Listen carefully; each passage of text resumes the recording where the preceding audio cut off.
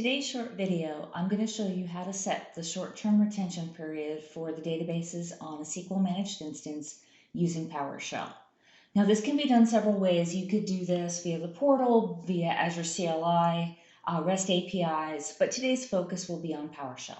So you'll notice the first section of my script here. I'm going to go ahead and I'm going to import my module, which is the AZ module. I'm going to log into my account. I'm going to set my context to my subscription ID.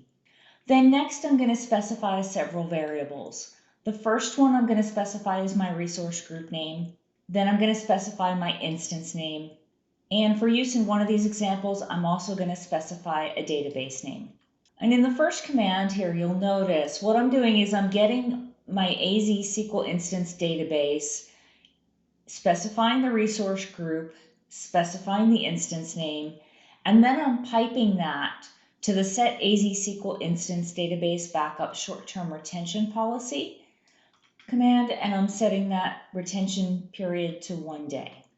So if I go ahead and run this, what will happen is it's going to loop through the databases on my LaGrob SQL MI demo instance, and it's going to set the short-term retention to 1 day for all the databases on this instance. You can see it's set database policy test to a retention of 1 day.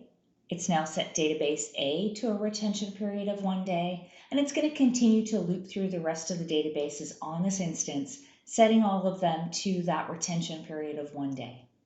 Now, if I want to go ahead and verify what my short-term retention configuration is for each of those databases, again, I can use my get AZ SQL instance database command and feed it the required parameters, resource group, and instance name.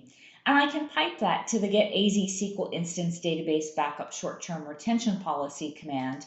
And it's going to go ahead and it's going to loop through and show me that for each of these databases, as you can see, my retention is set to 1 day.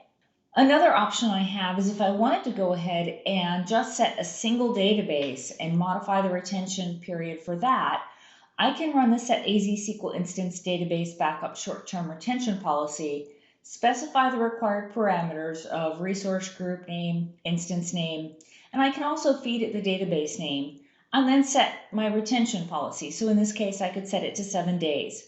Keep in mind your retention policy must be between 1 and 35. And you can see it's now set database B, which is the database name I had configured in my variable up here, to 7 days.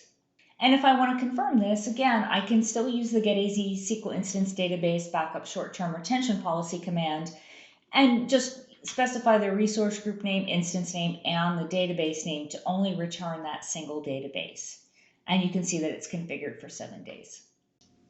That's how we configure short-term retention for Azure SQL Managed Instance using PowerShell.